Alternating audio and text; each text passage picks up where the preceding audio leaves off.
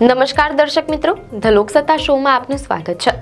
વર્ષ 2026નું આગમન થઈ ચૂક્યું છે અને જાન્યુઆરી મહિનાની ઠંડીની સાથે જ આકાશમાં રંગબેરંગી પતંગોનો નજારો જોવા મળતો હોય છે।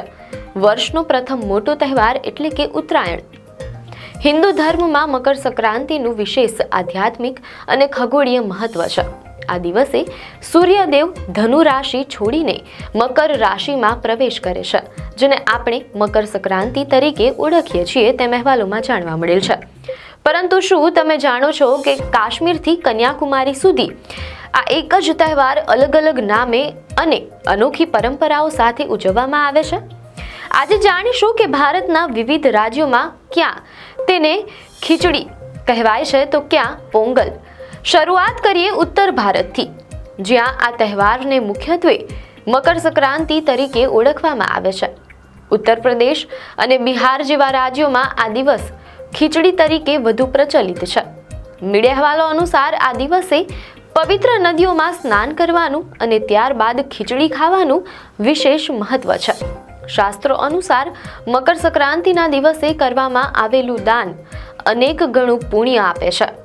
તેથી જ ઉત્તર ભારતીય ઘરોમાં આ દિવસે અડદની દાળ, ચોખા, તલ અને ઠંડીથી રક્ષણ મેળવવા માટે ઊની વસ્ત્રોનું દાન કરવાની પરંપરા પેઢીઓથી ચાલી આવે છે।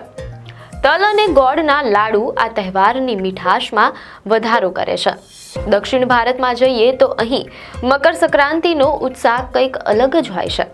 તમિલનાડુ અને આસપાસના વિસ્તારોમાં તેને પોંગલ તરીકે ઓળખવામાં આવે છે। પોંગલ એ માત્ર ધાર્મિક પર્વ નથી, પરંતુ તે ખેતી અને પ્રકૃતિ સાથે જોડાયેલો ઉત્સવ છે।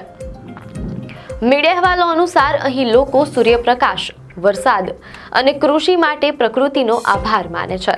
પોંગલના દિવસે નવા ચોખાની વાનગી બનાવવામાં આવે છે અને ઘર આંગણે સુંદર રંગોળીઓ સજાવવામાં આવે છે। માટીના વાસણમાં દૂધ અને ચોખા ઉકાળીને જ્યારે તે બહાર છલકાય ત્યારે પોંગલ ના નાદ સાથે આ નૂતન વર્ષનું સ્વાગત કરવામાં આવે છે। હવે વાત કરીએ આપણા રંગીલા ગુજરાત અને રાજવી રાજસ્થાનની। આ બંને રાજ્યોમાં આ તહેવારને ઉત્તરાયણ તરીકે ઓળખવામાં આવે છે। અહીં પતંગબાજી એ માત્ર રમત નથી, પણ એક જુસ્સો છે। 14મી જાન્યુઆરીએ ઉત્તરાયણ અને 15મી જાન્યુઆરીએ વાસી ઉત્તરાયણની ઉજવણી કરવામાં આવે છે। ગુજરાતમાં તો ઊંધિયું અને જલેબી વગર ઉત્તરાયણ અધૂરી ગણાય છે। પતંગોથી છવાયેલું આકાશ અને કાયપો છેના નાદ સાથે આખું રાજ્ય હિલ્લોળે ચઢે છે। દાન પુણ્યની સાથે ગાયોને ઘાસ નીરવાનું મહત્વ પણ આ બંને રાજ્યોમાં સવિશેષ જોવા મળે છે।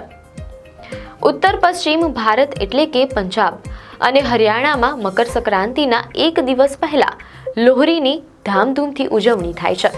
આ તહેવાર નવા પાકની લણણી અને ખેડૂતોના આનંદનું પ્રતીક છે। સાંજના સમયે લોકો એકત્રિત થઈને પવિત્ર અગ્નિ પ્રગટાવે છે અને તેમાં તલ, રેવડી અને મગફળી અર્પણ કરે છે। મીડિયા અહેવાલો અનુસાર અગ્નિની આસપાસ ફેરા ફરીને પૂજા કરવામાં આવે છે અને ઢોલના તાલે પંજાબના લોકનૃત્યો ભાંગડા રજૂ કરવામાં આવે છે। આ તહેવાર સામાજિક એકતા અને નવી શરૂઆતનો સંદેશ આપે છે। પૂર્વ ભારતના આસામમાં તેને માઘ બિહુ અથવા ભોગાલી બિહુ કહેવામાં આવે છે તેમ અહેવાલોમાં જાણવા મળેલ છે। લણણીની મોસમ પૂરી થતી હોવાથી અહીં ચોખામાંથી વિવિધ વાનગીઓ જેવી કે શુંગા પીઠા અને તિલ પીઠા બનાવવામાં આવે છે। બીજી તરફ ઉત્તરાખંડના પહાડોમાં પણ આ પર્વ અનોખી રીતે ઉજવવામાં આવે છે।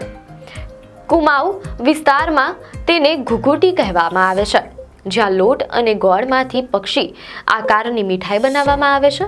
ગઢવાલ વિસ્તારમાં તેને ખીચડી સંક્રાંતિ તરીકે ઉજવીને પવિત્ર સ્નાન અને દાન કરવામાં આવે છે।